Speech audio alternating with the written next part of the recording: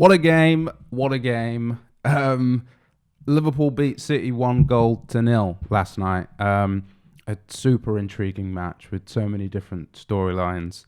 Liverpool's defensive solidity, the surprise formations of both teams, Haaland's inability to score. How did Liverpool stop him? We're going to talk about it all in a game that saw Liverpool produce a performance that they really needed, in a game that saw Salah score a pretty ridiculous goal in what was a fantastic performance for him. But I want to start with the shape of these two teams, because that was the first surprise when Liverpool's lineup was announced, and it was clear that Kanate was injured. Trent was not fit to start or was dropped. It meant that Liverpool were going to have to change tact once again. But Klopp stayed with the 4-4-2 or the 4-2-3-1, if you prefer that. With James Milner at right back, Joe Gomez in the middle with Virgil van Dijk, and then with Jota on the left-hand side, with Harvey Elliott on the right, and then Salah up front with Firmino. Jota playing on that left-hand side was absolutely fantastic, and he pushed more in the centre and provided a lot more support on that left-hand side for Liverpool, with Harvey Elliott's main purpose in attack to bomb up and down that right-hand side, and we'll see in a second how that was provided an avenue for Liverpool to get a little bit of joy, which maybe they didn't exploit. But essentially, Liverpool were playing a lot deeper. They were engaging a lot deeper in the pitch, and just looking to counter a whole lot, and working in pairs all along the field to press City in those deeper positions. City, on the other hand, are down as a 4-3-3, but I mean, in my opinion, it's anything but. And I've seen like a couple of takes on what you would actually say their shape is.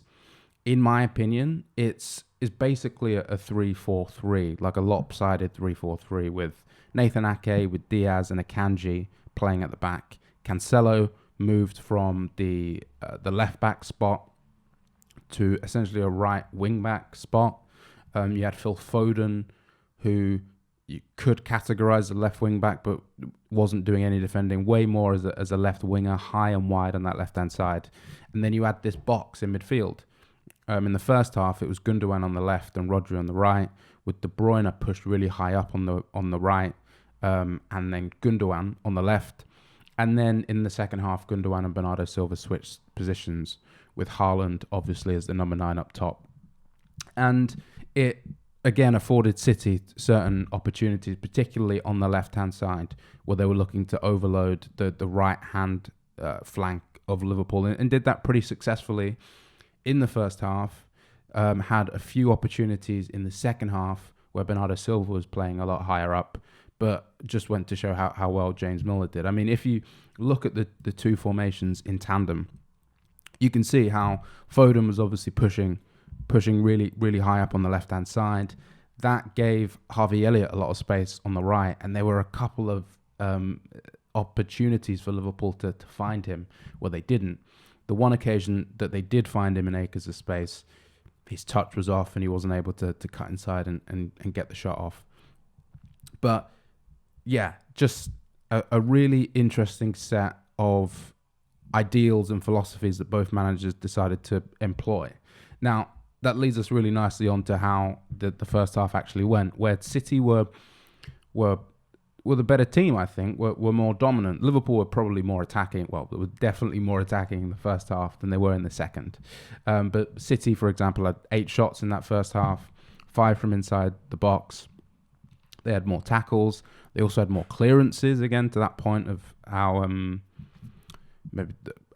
front-footed Liverpool were in the first period compared to the second half.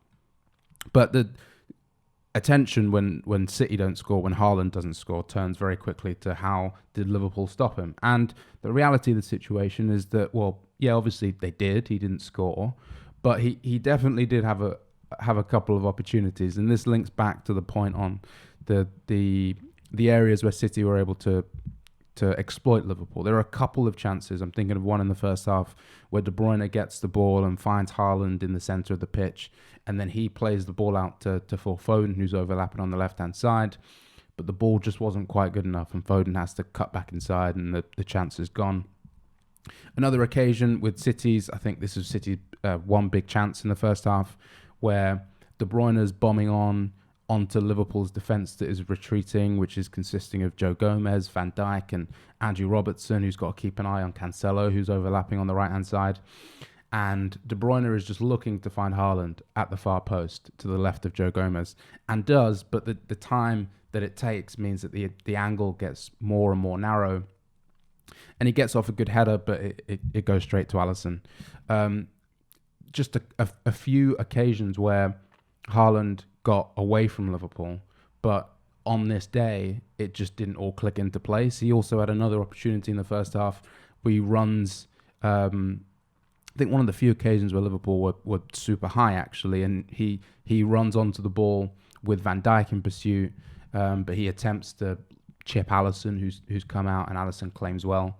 And so, yeah, it's not quite that Liverpool kept him quiet all day. I mean, he was very important in the goal that was eventually disallowed. But his City career thus far is like everything has just fallen into place. Everything's turned into goals. And I think all you can do against a team like Manchester City, all you can do against a player like Erling Haaland, is just to make things more difficult for him. And that's what they did really well. And Liverpool got the rewards for that. Now, the first half, I wouldn't call it a chess match, but it was definitely more...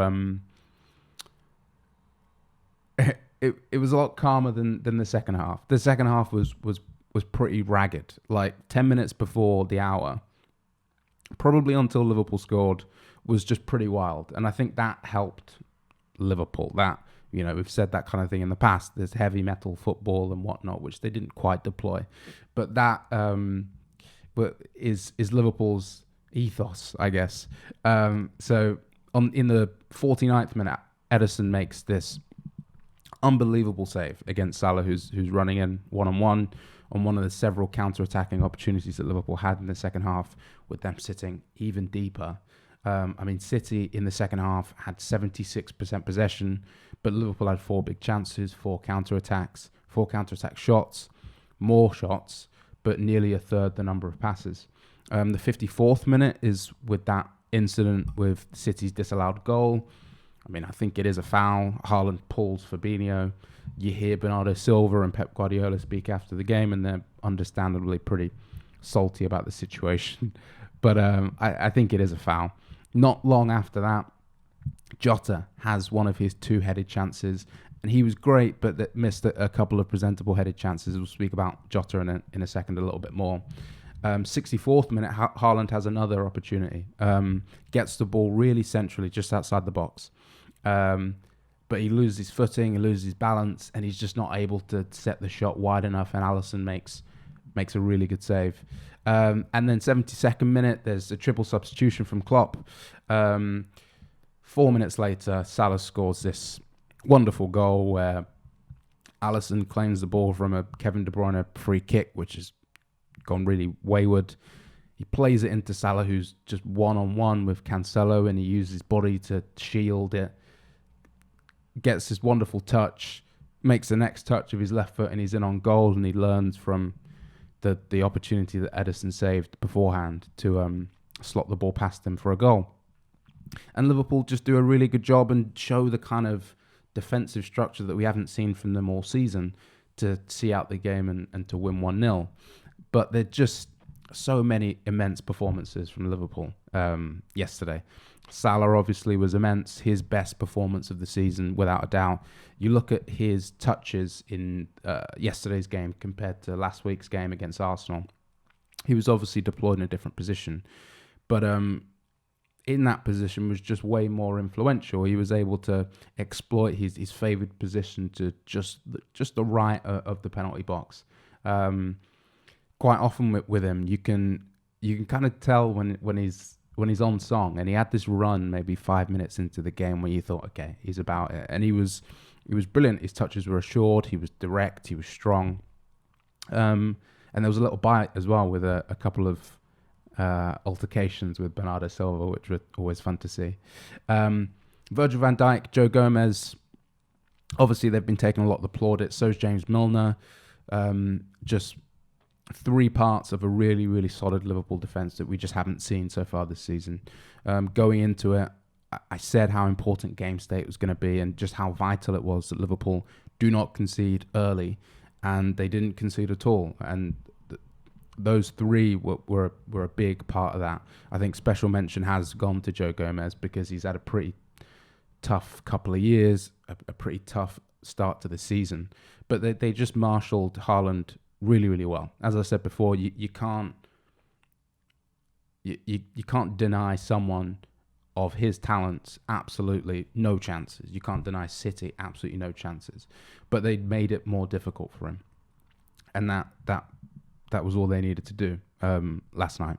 Another mention for Jota, who went off with an injury, unfortunately, and David Ornstein has reported in his newsletter today that his World Cup chances hang in the balance. But he was absolutely fantastic. That he missed those couple of headed chances, and he hasn't scored for Liverpool since April.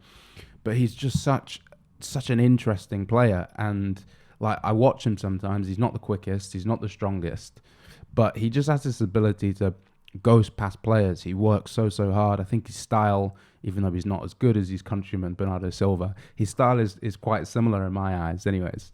But his 5 tackles against City were only betted by Rodri, and just played a huge part in the win that Liverpool were able to get. So this question, finally, this result even, raises a few questions for Liverpool moving forward. Are they back? Is this a new formation they're going to take moving forward? I think there's absolutely no doubt that this result mattered more to Liverpool than it did to City. That City have started the season really well. They've obviously lost ground to Arsenal, now 4 points behind them after Arsenal beat Leeds 1-0. But Liverpool were in and still are in a pretty difficult situation in the league. That win takes them to 8th place with 13 points, 3 points behind Manchester United and 6 behind Chelsea, who are currently in 4th place. But I think it does give them a blueprint for games moving forward. Klopp's now used this 4-4-2, 4-2-3-1 variant, whatever you want to call it, in 4 games in a row now. 2 against Rangers, 1 away against Arsenal, and 1 at home against City. And I think those 4 games are a pretty good sample for the different opponents that you're going to face. They've had more of the ball in some of those games. They obviously had a lot less of the ball in this game.